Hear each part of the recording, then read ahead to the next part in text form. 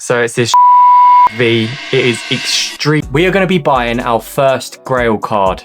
In order for us to do this, a few things need to happen. First, I need to establish what is a Grail card to me. What am I looking for in terms of value? Am I looking to get it graded or raw? And ultimately, what are my end goals with these cards? Secondly, I need to sell my current graded collection. I've decided that I don't want lots and lots of low value slabs. I want a few high value slabs. People will be calling me not a true fan, but this is the collecting style I like. We're all different. First off, I want to establish what kind of Grail card I'm looking for. Number one, it has to have held its value for a certain amount of time. Now, there are obvious choices, like the most popular Pokemon. We can look for things like Gengars, Charizards, Pikachus. We can also look at cards that were promos only. We also have the option of looking at vintage.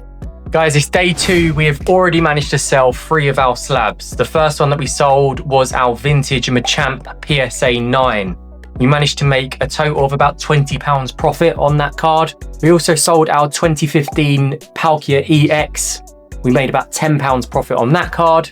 And we sold our Mewtwo V, Japanese Mewtwo V, for about £30. And we made about £5 profit on that card. In total, the money that we made off of those 3 slabs was about £200. So that is our budget as of right now. However, we have still got many slabs that we can sell. I am due to go to Megacon this weekend, and if I find the correct card there, best believe I will be buying it. Now, we haven't decided exactly which card we're going to go for, but I will know if I see the right card.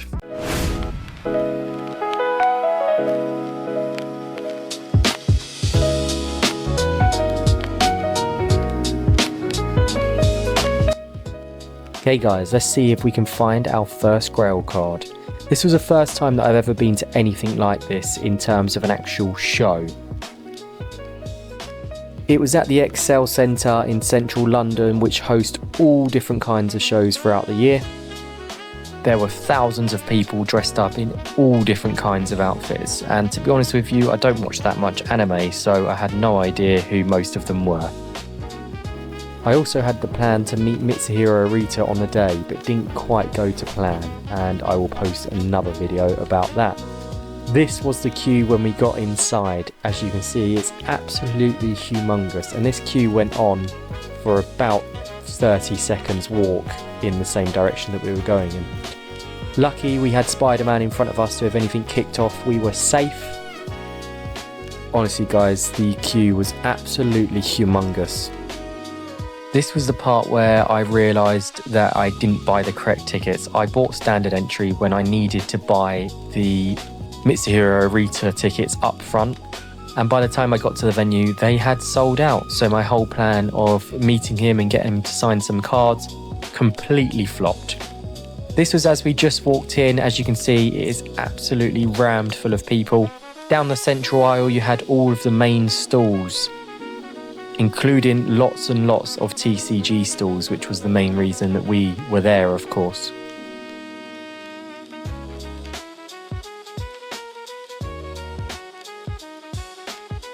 This stall was really cool. I think this was the first one that we came across and was probably the best there. They had some great cards like the Pikachu with the grey hat.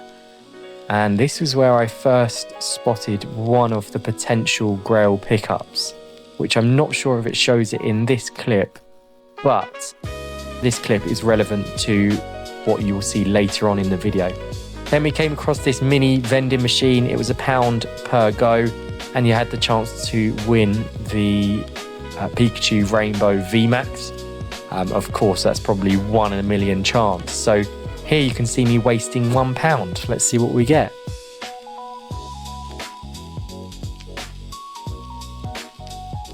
Absolute pull of a lifetime. Can you believe it? Oh, it's not just one card. Is there 2? Oh, there's 3. Not too bad value for money, to be honest with you, but they'll probably be given away. Then we came across this huge stall in the middle. They had about 6 or 7 different cases full of different TCGs, mainly Pokemon. I did come across a card on this stall that I really liked. It was a Deoxys 2011 promo.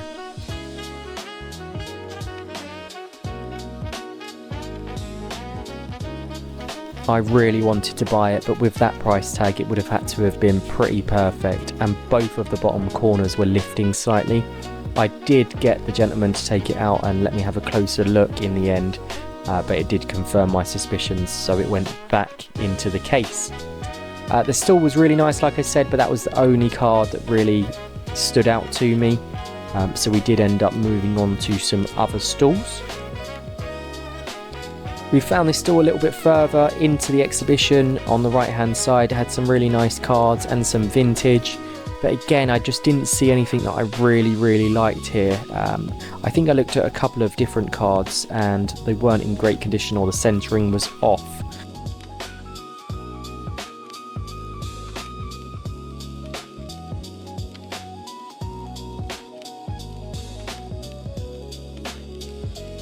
Another stall here, which was full of different cards. I could see how popular One Piece had got at this event, because there were a lot of sellers there selling One Piece and a lot of people buying One Piece, but it's not something that I'm interested in at this stage, to be honest with you. Let me know if you think that I missed any cards that I should have had a closer look at as well, because obviously when you're there, there's so much going on that sometimes you sort of glaze past different cards. This was at the back of the arena. There's actually lots to do at the XL, to be honest with you. It was a very cool convention, so you had a little bit there where you could sit down. There was even bouncy castles, as you can see in the distance. At this point, we'd pretty much done a half circle, so we continued our way around, and we did come across a very nice little stall with lots of different products and some loose packs, but some of the prices were absolutely insane. I think they had Japanese 151 at £14 a pack. I also saw a booster box of Mega Dream, the Japanese booster box, for £105. I couldn't believe some of the prices that we were coming across there, to be perfectly honest with you, but I understand they were there to make money. Yeah, these were the Japanese packs. Some of the prices were crazy.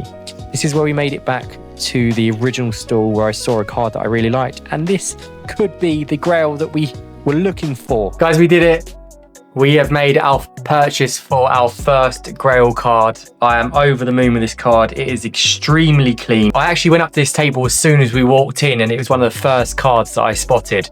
And I didn't buy it straight away because I thought there's so many other tables that I can go around and see. But this is the card that we have gone with. So it's this Charizard V. It is extremely clean. I paid £170. But I am 100% convinced that this is a 10. We're going to be grading with CGC, and I'm hoping for that pristine 10 grading. I looked at this card for quite a while, and I believe it's absolutely perfect. And you guys can let me know what you think in the comments. But this is our first Grail card, guys. £170 raw. PSA 10 and CGC pristine 10, you're looking at about 300 at the moment, but I can only see this card going up in value. Of course, we've still got to sell the rest of our slabs, and we will be looking to make a couple more purchases like this year. Let me know what you think in the comments of this purchase, and if you think this is a Grail card.